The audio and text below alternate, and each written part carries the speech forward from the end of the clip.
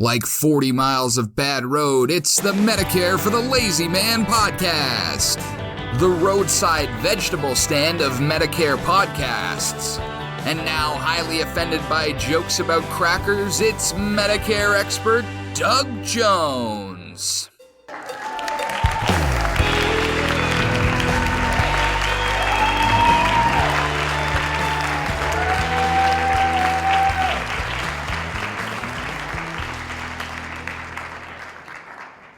Hello, everybody. Welcome to another thrilling episode of the Medicare for the Lazy Man podcast. I'm your Medicare expert, Doug Jones, and I showed up today just for one reason. That would be to help you feel really confident and happy about your impending encounter with Medicare. If you actually have an impending encounter with Medicare, it is certainly the cause for celebration in many respects. Now, nobody likes getting older, and I'm right there with you. I don't like getting any older. But when you cross that threshold into the land of Medicare, you do gain some advantages that are given to you not by God, but by the federal government. And this would be a health insurance plan that is designed.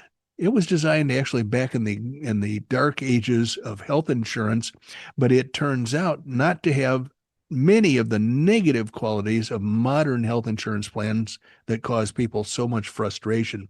Medicare itself is a reasonably priced, very freedom-enhancing insurance plan that allows you to pursue the finest quality of medical expertise to treat your ailments, whatever they might be, at a very, very reasonable cost. And then, of course, you have phalanx of insurance agents that may or may not lead you astray. If you stick with me and follow my recommendations, you'll always have the maximum freedom of choice available in a health insurance environment in America. Some others may lead you astray, and that is what I'm hoping to avoid happening to you. How do I do that? Well, I suggest that you purchase my book, Medicare for the Lazy Man. It's not a lengthy book. It's not a ponderous book, but it is a complete explanation of what Medicare is all about and what the traps are that can make your life unpleasant if you have medical conditions that need treatment, lengthy treatment especially, and also how to avoid falling into those traps in the first place, and some ways to get out of the traps if you have indeed fallen prey to unscrupulous insurance agents. Medicare for the Lazy Man 2026 is the current edition, and I will tell you that book is paperback is on sale for $11. The Kindle version of it, the ebook, is selling for $5. The Audible version, which is you're able to buy the Audible book and then listen to these dulcet tones read those words to you, I think that's a $6 and change item. I'm not sure, because every time I go to Amazon to see what the price is, it's always $0 if you join their Audible book club. So I don't really know what the cost of the Audible book would be if you don't join their club. But let's say that you've got a valued loved one, a friend, a neighbor, an employer, somebody that you know that may have an interest in Medicare. Well, guess what I've got for you? I've got a hardcover version of Medicare for the Lazy Man 2026, and that's on sale at $25 at Amazon.com. If you were to purchase that book, wrap it up, send it to or hand it to your loved one as a birthday gift, or any number of holidays it's suitable for, this would be a gift that would be remembered forever. So I highly suggest you consider that book. Now, I don't make any additional royalties on a $25 hardcover book from Amazon. It just costs that much extra to have Amazon create this magnificent work of art. And so I want to share that with you.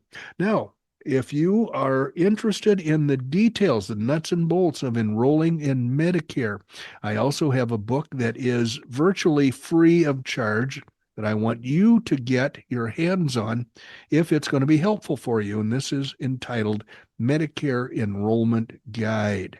It is available for sale on Amazon. The paperback version is $5. The Kindle version is $3.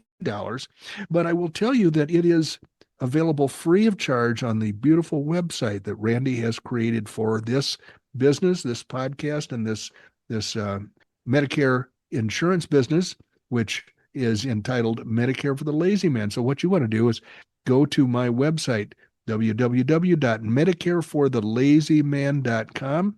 Scroll down just a little bit. You're going to see a link or a photo of the cover of Medicare Enrollment Guide. And if you do this on your phone or if you do it on your computer, you click on that link, you will have your own free version of this almost pamphlet, this very short but succinct book about enrolling in Medicare. It will explain the details in and out, step by step. Here's what you do to enroll in Medicare, start to finish. It's short and right to the point. I call it the most powerful book in Medicare because it has so much important knowledge crammed into so few pages. And finally, if you'd like to do your own investigation on the government website into selecting the best drug plan for you, you can purchase Medicare Drug Plans, a simple DIY guide. And DIY, of course, means do it yourself. If you purchase this book for either $10 in paperback or $3 in Kindle, the Audible, again, I don't know how much they're charging for that, but you can follow the process step by step by step. Go to the government website and then follow the instructions in the book. And pretty soon you will have identified the best drug plan available that covers all of your drugs to the extent possible at the pharmacy that is your favorite. And if you change your mind, let's say you want to go back and find different results or make a change, you can experiment all day long if you wish, in order to make sure you've got the best possible price for the most amount or maybe all of your drugs at the pharmacies that you want to deal with, including mail order. And then, of course, if you go to one of the last chapters in the book, you'll follow those steps for the enrollment. The enrollment process will be done before you know it. And then you'll be able to sit back and relax until next fall when it's time to do it again, because those drug plans have a way of changing that can disappoint people. If you buy a drug plan this year, it may not be the same next year. It could be more expensive. It could stop covering some of your drugs. You just don't know what's going to happen. So it's a good idea every fall to try to redo the search process for your best drug plan, just to make sure no surprises are going to happen starting January 1st. Speaking of surprises, the last time Randy brought up a thought, a vehicle acquisition story that I've regaled him with more than once. He's forgotten about it because he doesn't really want to think about it, but he was polite enough to bring it up last episode, but we were out of time. So, Randy, I thought I would lay that story on you again today and see if it's any more memorable. I'm looking forward to it because Doug and I are very much car guys, old cars, and we're old guys. Absolutely, yeah, it works both ways. And this conversation started because Randy was talking about an adventure he had recently with his Jeep. He was at a local watering hole drinking some Guinness with his lovely bride, and somebody came in and told him that his Jeep's alarm was going off. And he went out there to, stop it from irritating the other patrons, I guess, and found a guy snooping around it. And what did that guy say to you? I want to buy your Jeep. And did he have his checkbook in his hand? He did not. He was just so excited to see this Jeep that it's apparently, unbeknownst to me, it's some sort of a special thing. It's a 2002, and it's only got 12 miles on it. Yeah, that's it. That is pretty special. Well, but you don't have it locked, so he probably looked in and saw the odometer reading. And yeah, I have. I mean, out here in Arizona, nobody's going to steal anything. So if they do, they're going to get shot. So yes. they're usually pretty careful about it. So the lid's open, the window's open, everything's open. Everybody can snoop around at anything they want. Well, listen, the reason this conversation reminded me of an acquisition story is because I used to have a Jeep as well.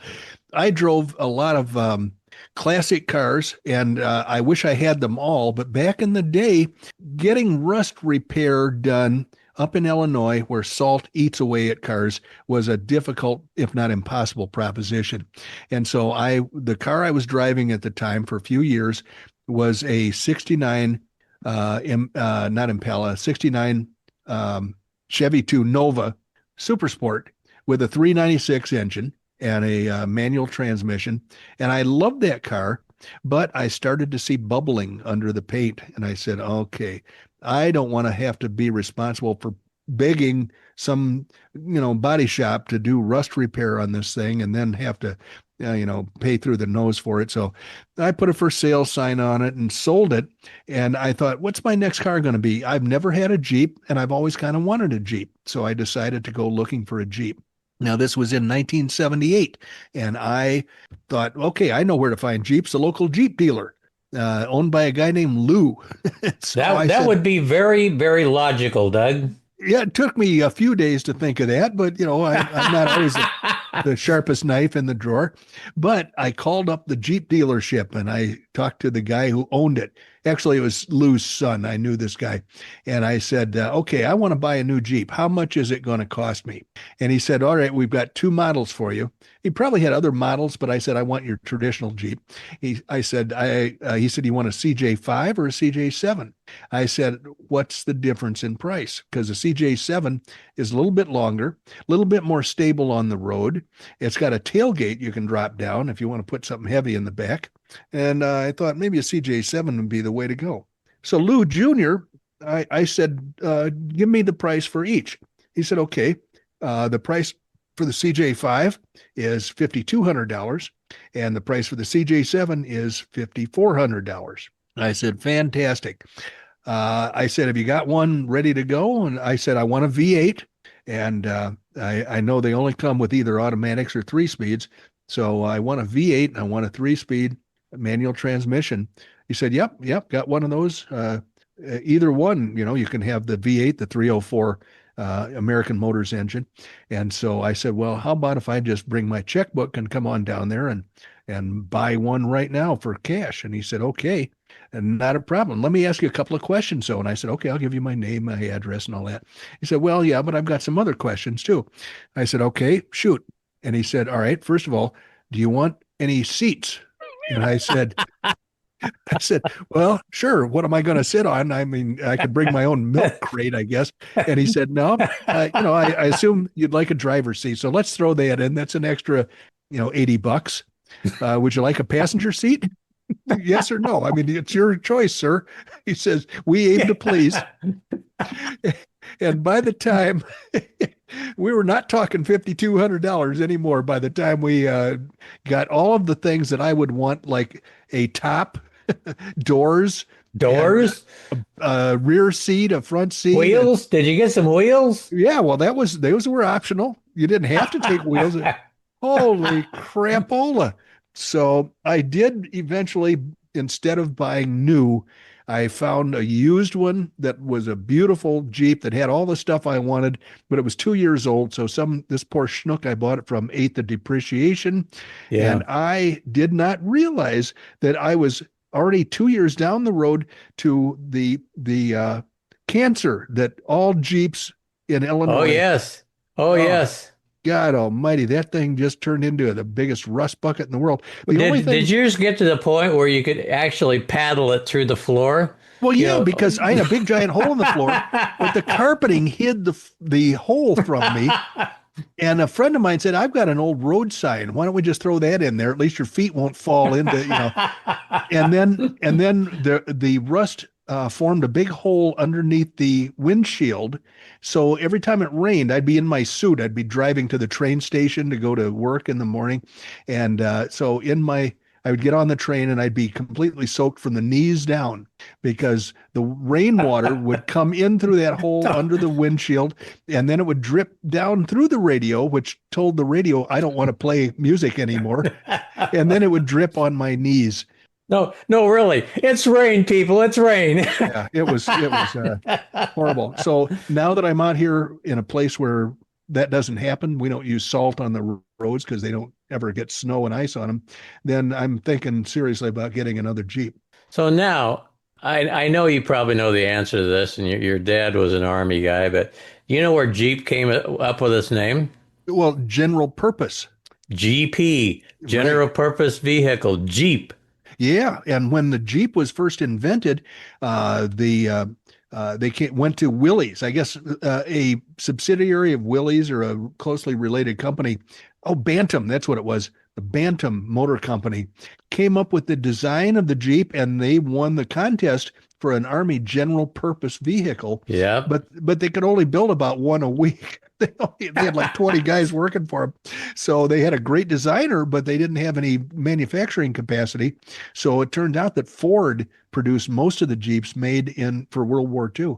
Well, the other thing I was going to ask very quickly is, did your dad ever mention that there was, I've heard, now I don't know whether this is true or not, but did your dad ever mention that before you could get authorized to drive a Jeep, Uh-huh. the original CJ, well, they didn't call it a CJ5, but No, anyway, that you had to go through a special class so you didn't kill yourself with it?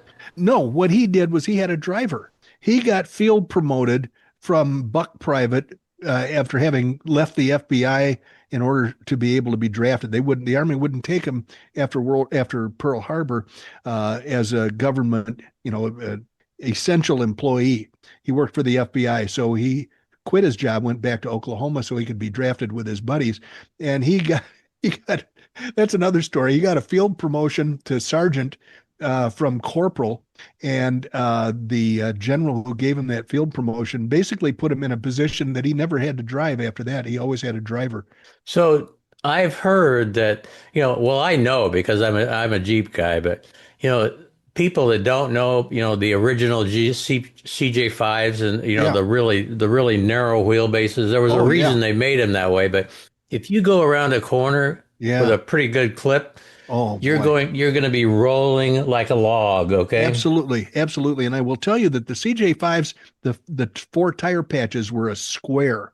And so I had a CJ5 with a big V8 in it and everything else. But every time I rolled over a patch of ice, which is frequent in Illinois in the wintertime, that thing would just start spinning like a top. And God knows what direction I'd be facing at the end of the ice patch when I was back on a road that had some traction. And hopefully I would be facing the forward motion direction, and the Jeep wouldn't want to roll over. That would be a good thing if you're going the Absolutely. right direction that you need to come out. But it was God reminding me, hey, this is not just for fun. This thing is designed to get you through snow and ice in a slow, safe, and sane manner. So don't be messing around. I think that Well, was what God was exactly. telling me. Exactly. And back in the day when I had my CJ7, I never had a 5, but I had a CJ7. You had to get out of the car, lock the Yep, hubs, yep. do I had all to do that that. crap. Yep. And bottom line, you could go through anything with that thing, but you didn't dare drive it on dry cement with the hubs locked. No, Otherwise, nothing was going to, it would break. it would You, grind unmercifully, and your that would be, transfer case was going to be toast in no yeah, time. yeah, absolutely. And so I will tell you that I want another one, but I don't want to have to do anything to it. So I've got a shopping list of here's what I want my Jeep to look like, and I don't want to get a new one. I want to get an old one that hasn't ever been rusted through. And if it has, then you can buy a new frame, you can buy a new body, bolt those two together, get yourself a wiring harness, and pretty soon you got a brand new vehicle that is vintage, Yeah, 1970s or whatever. So I then did a little shopping online, and I found out for like 20 grand, I can have super duper components available that will make it even more pleasurable. So I'm just waiting for the right time to bring that up around the dinner table. uh, the board of directors. Yeah, the she who must be obeyed is. Now Well, here's the thing. Right now that's a great story. she's going through glaucoma and cataract and macular degeneration treatment. So I could actually swap out the cars in the garage, and she'd never know what the hell was going on. Well, that's true. Now would be the time. I'm going to bring it up, and I will continue bringing it up. The blower. Put the blower on the Corvette. Okay, I'll give that some consideration. I'll let you know because when the vision comes back, if it does, I'd be able to say, well, that's always been there. You just forgot. Think that'd I work? don't I don't think she'd believe you for a second. Yeah, yeah. Well, I got to tell you, I'm looking at my timer and I don't know why it says we've burned up 20 minutes of our episode, but fortunately We have. we've got We, carte blanche from Stalker Susie to yeah, I stretch it mean out. we've got Stalker Susie money, so let's just keep on going. All right, let's do the Medicare Advantage Minute, which is where I tell you don't buy Medicare Advantage. When you go into Medicare, you're going to have people trying to sell you Medicare Advantage because they make big, big, big bucks, big commission dollars. And I will tell you that the proper way to do it is to take original Medicare Parts A and B plus a Medicare supplement or Medigap plan, and that's going to give you the freedom of choice that you need. You can always go to a Medicare Advantage if you found it necessary in the future, but you can't always go to a Medicare supplement. So don't even risk being trapped in a crappy Medicare Advantage plan. So the article here for our Medicare Advantage Minute, surprising to me, and I think this may surprise Randy, because we have been flailing on the largest health insurance company in America, United Healthcare. We've been flailing on them, and they have been flailed on by the Department of Justice for very inappropriate business practices. But this headline surprised me. It says Humana could end this year, 2026, as the largest Medicare Advantage insurer, taking over first place from United Healthcare. So new membership expectations for 2026 leave Humana and United Healthcare neck and neck when it comes to Medicare Advantage enrollment. Although Humana's growth is a significant gamble at a time of elevated medical spending. Humana expects to grow its Medicare Advantage membership by more than 25% this year, a prediction that could lead the insurer to supplant United Healthcare as the largest Medicare Advantage carrier in the U.S., while potentially saddling Humana with higher medical spending. Humana added roughly 1 million individual Medicare Advantage members during the sign-up period for 2026, and it expects that momentum to continue over the year. Executives told investors during a Wednesday morning call to discuss the company's fourth quarter results. If the prediction bears out, Humana could end 2026 with almost 7.3 million members in its Medicare Advantage program, compared to 5.8 million at the end of 2025. Humana's rapid enrollment growth is a concern for investors, given that Medicare Advantage has experienced acute cost pressures. I'm going to call those headwinds in recent years, and could be poised for a further reimbursement cut in 2027. Most Medicare Advantage insurers tried to cut benefits and exit markets to trim their membership this year to improve flagging margins. Those flagging margins will get you every time. I've got another term that I would like to use for some of this, and given the fact that one of my jobs is coming up with funny acronyms, Yes, funny or and odd. funny or odd, and we were talking about sheep in an earlier episode, so I'm going to call this Medicare Advantage period of time. Who do we get to fleece more? Ooh, yeah, the word fleece would tie in those two subject matters. All right, well, I'm going to take that under advisement. I like it. I like it so far. Um, Humana also reduced its geographic footprint, but largely maintained the generosity of the benefits in its remaining plans. So, a lot of the Medicare Advantage plans have reduced their benefits, and some were even hiding out. Remember, they got in trouble for refusing to make the applications available and refusing to mention the plans on their websites, but they didn't withdraw the plans. Well, Humana is not doing any of that stuff. It's trying to get more people enrolled in its Medicare Advantage plans. United Healthcare, long the largest player in Medicare Advantage, expects to lose more than 1.1 million Medicare Advantage members this year because of its own margin recovery actions.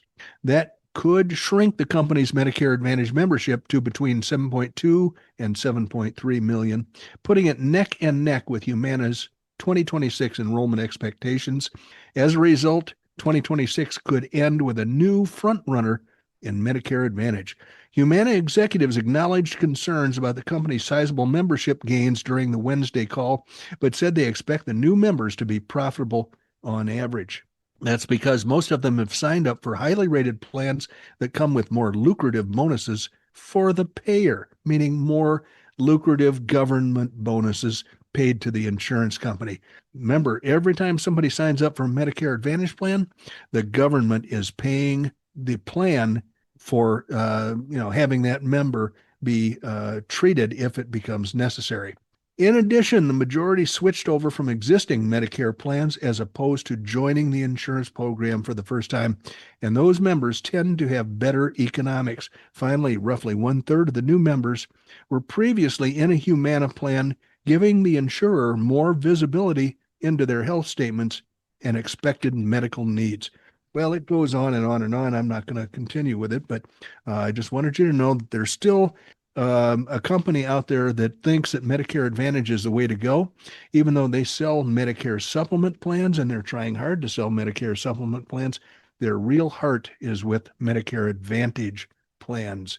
So I am saddened by that. I like those companies that are married to Medicare supplement and that ignore Medicare Advantage. Here's a big news story that is, I think, fantastic. The White House launches Trump RX to lower prescription costs. Now, by the time you hear this episode, we're fortunate enough that Randy is on top of things, and we've got many episodes in the bank, and I play them in order. So by the time you hear this, this may be old news, but this Trump RX is going to lower prescription costs for many, many drugs. I've got a couple of articles here that there was one. Okay. Frequently asked questions about Trump RX. This is for patients. What is Trump RX? Well, Trump RX is a website that lists discounted drug prices from manufacturers that have agreed to most favored nation status pricing. Americans can use Trump RX to purchase drugs in cash outside of their insurance plans. These drugs can be obtained at participating pharmacies using coupon cards displayed on Trump RX or directly through the manufacturer's websites. Not all drugs are currently available at Trump RX, but many more are coming soon. So right now, according to this article, they have about 40 drugs. Which drugs are listed on the website? The answer is more. Many commonly prescribed brand name drugs are listed on Trump RX, such as fertility and weight loss drugs. Many more drugs are coming soon. Question: do I need to create an account or register on Trump RX? No, there is no need to create an account or register to access Trump RX discounted pricing. You should speak with your doctor to see if a drug is right for you and then receive a valid prescription for a pharmacy to dispense the drug to you. Can I get Trump RX prices at my local pharmacy? The answer is some drugs available through coupon offers displayed on Trump RX. Some drugs are available through coupon offers displayed on Trump RX. These coupon programs can be used at local pharmacies on a nationwide basis, with the exception of certain specialty drugs. Other drugs are only available at discounted prices through the manufacturer's website. How does my doctor send prescriptions to Trump RX? The answer is prescriptions do not need to be sent to Trump RX. Your doctor should send prescriptions to the pharmacy of your choice where the discounted pricing is available. Does Trump RX cost anything? No, Trump RX is free to use. How do I purchase drugs at Trump RX? Trump RX displays discounted drug pricing offers, but does not sell or dispense drugs. Patients can access the drugs through instructions shown for each individual drug offer. Can I use my insurance to buy drugs listed on Trump RX? At this time, Trump RX discounted pricing is only available for cash-paying patients. Why does my medication look different than the pictures on Trump RX? And the answer is all drugs listed on Trump RX are FDA approved. Pictures on Trump RX are supposed to be visual representations, but do not include marketing logos or other product branding. As a result, visual representations may not necessarily look like the final product. The drugs that patients will receive from pharmacies will include all the standard branding, packaging, and safety information. So here are just a few examples. Um, if you go to trumprx.gov to look at the website to get the questions and answers, here's just an example. Wegovy.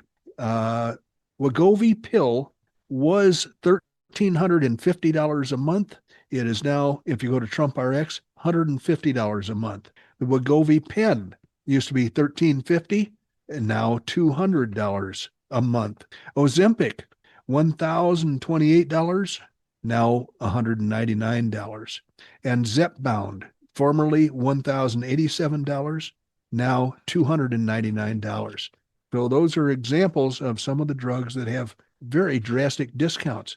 And I will say that we have much more material. I've got a lot more material about this, but this is the basis of the Trump RX availability. And I'm going to delve into the other material in a different podcast episode because I believe this is an important subject. A lot of people ask me about these drugs. A lot of my clients use them and they're paying through the nose for them. So this is a very, I think, piece of good news for people who enjoy or who are being benefited by the GLP-1 drugs. Now, I do have a way I want to embarrass Randy by making him look stupid the way he does for me. I've got a quiz somewhere and I can't find it. Randy, I'm not able to make you look stupid because I'm too stupid to find the quiz that I was going to use.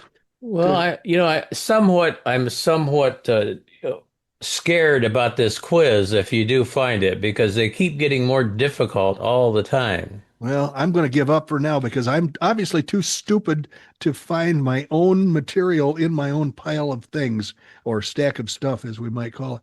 So I would just throw out one little thing about Massachusetts.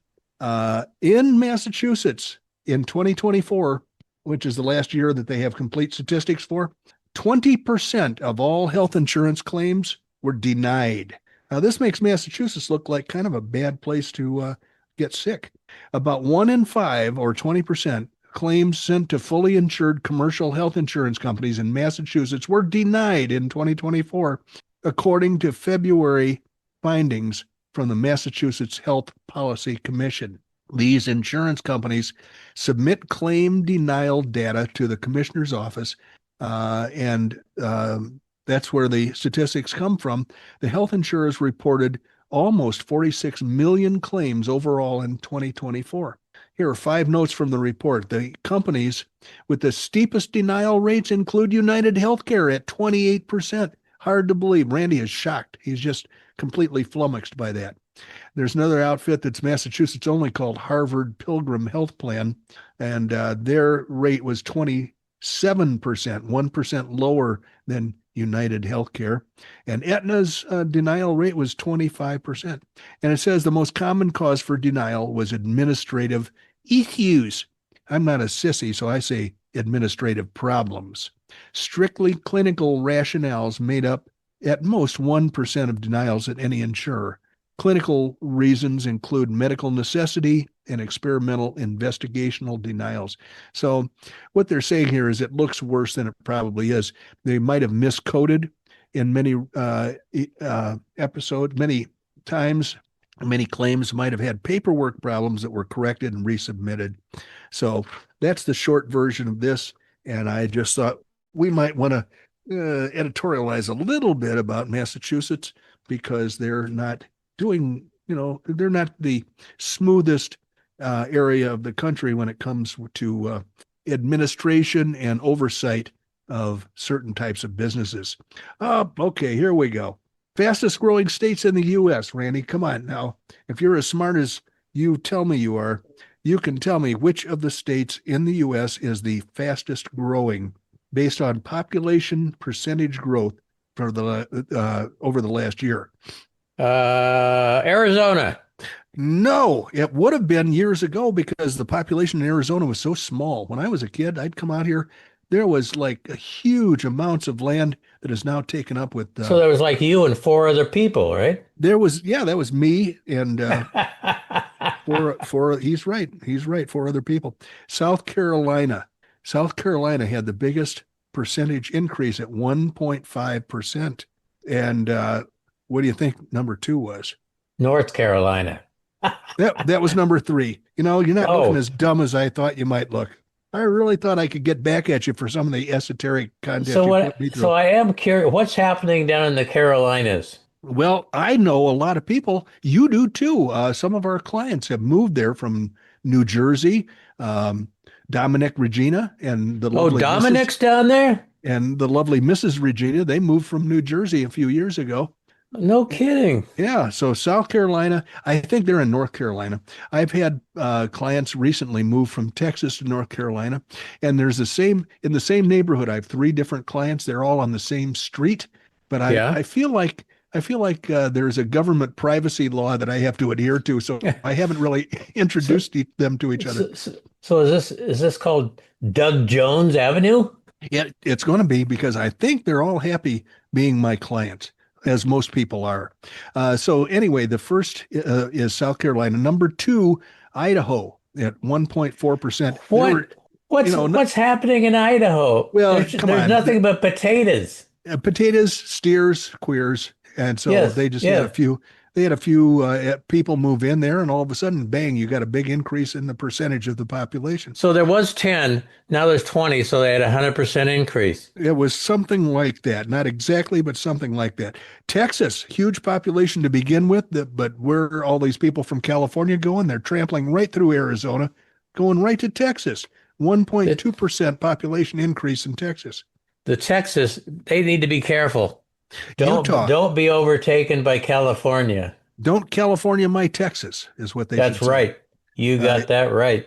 Utah, 1% increase. Delaware, 9.9%. Washington, 0.9%. Arizona, here we go, 0.9%. Nevada, 0.9%. And Tennessee, 0.9%. All of those are tied.